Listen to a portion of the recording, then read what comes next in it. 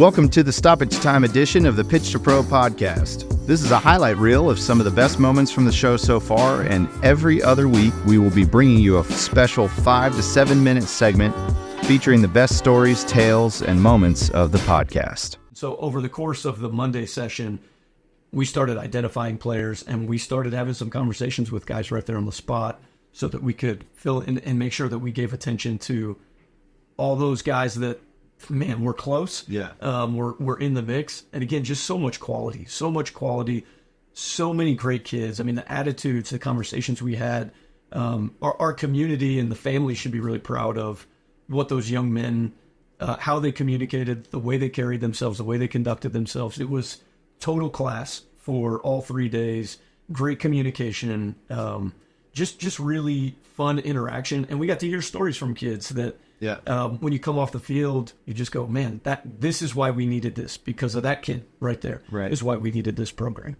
Yeah. No, that's great. And it was awesome to watch. I was at all 3 sessions and was able to watch and see. And like I said, I was really impressed with just the quality that was there. But also, to your point, on that Wednesday session, you could definitely see, okay, we still have a little bit of work here. And I think some of that comes with just a tryout and an eval, and you're playing with players that you haven't played with in a while or don't know at all. But there's also some things it's like, okay, decision-making of your own, let alone what other players are doing, but decision-making on your own in certain instances and key things. So, and that's pieces that, to your point, that's part of why this team needs to be here. Those players are ready, and they need to be able to take that next step. And they need that small extra 1%, which makes a lot of difference at that next level. So this team, this U20 team, we are going to play in a whole lot of different things. So we'll play in USL Academy competitions, so USL Academy Cup, potentially a couple others that they may be adding, national different competitions that they may be adding. We'll play, maybe organize another kind of a weekend with some other USL academies where we bring a few together and do a mini tournament. And then league play, we'll kind of play, in the UPSL. So talk a little bit about who are we going to play, talk about these competitions, who are we going to play, some of the teams that are using this model that has kind of become not necessarily a standard, but you're seeing it more and more from these elite academies across multiple leagues that we might be able to kind of play against and kind of stack ourselves up against and see how that's going to shake out. So talk a little bit about those. Yeah. So the UPSL, the United Premier Soccer League, will be our primary competitive platform. And the UPSL is the 4th division of the U.S. soccer pyramid. Mm-hmm. When we kind of break down, there's a few leagues that reside in that 4th division space, but the UPSL is one of those leagues. What's been interesting about the UPSL over the past couple of years is that the MLS academies, the proper MLS academies, Sporting Kansas City, St. Louis City, FC Dallas, Orlando City, Inter Miami, they have started moving their U19 teams into the UPSL as their primary competitive platform as well. Yeah. And so as we've started to see this alignment of MLS U19 academies, that was part of the prompting of why we would choose that league as well. Well, can we find, a group of players here in Northwest Arkansas who we want to align with MLS academies and the U19 level?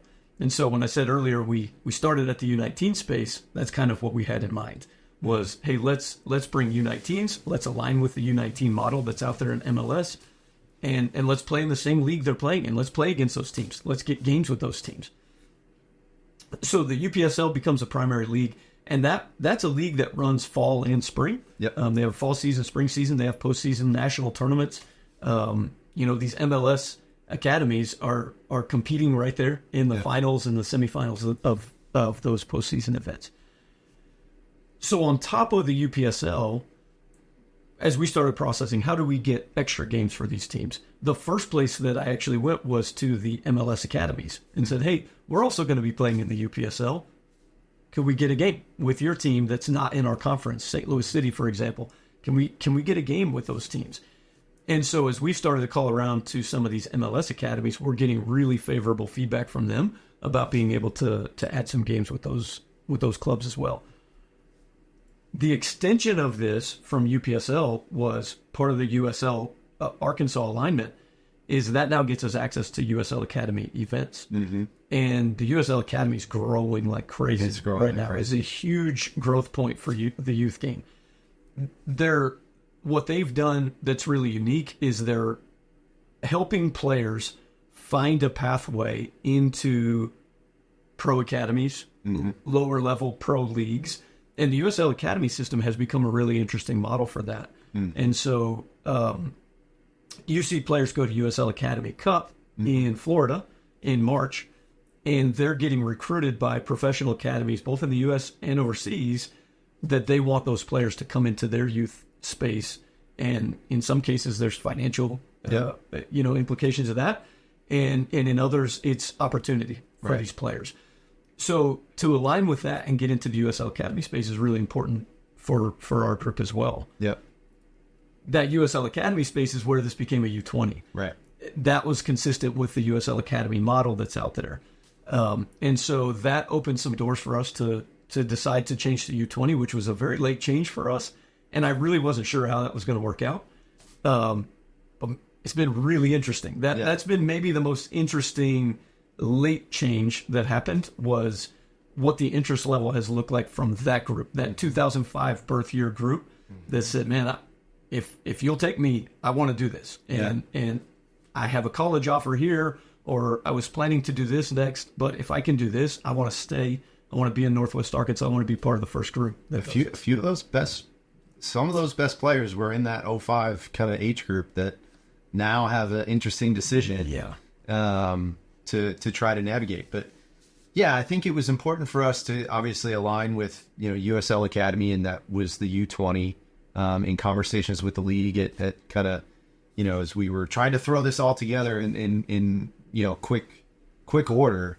And I'm glad that we did, because, one, it aligns ourselves with the kind of the USL Academy model, which obviously we are in that league. We need to try to do that.